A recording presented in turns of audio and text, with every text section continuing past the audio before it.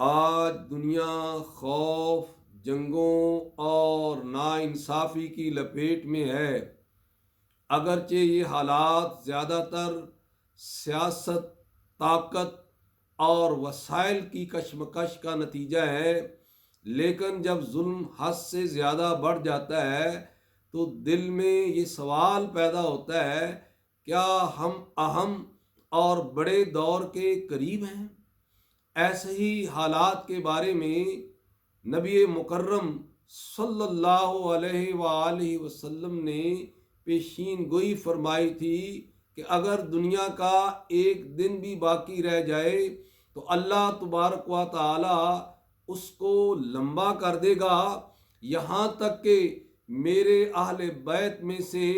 ایک شخص پیدا ہوگا جو دنیا کو عدل و انصاف سے بھر دے گا جیسے کہ وہ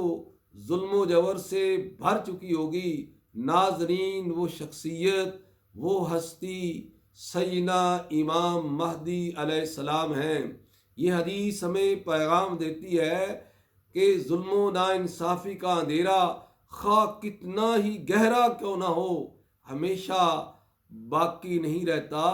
لیکن یہ سوال پیدا ہوتا ہے کہ جب سیدنا امام مہدی علیہ السلام کی صورت میں ان کی آمد پر جب حق ہمارے سامنے آئے گا تو ہم کس کے ساتھ کھڑے ہوں گے؟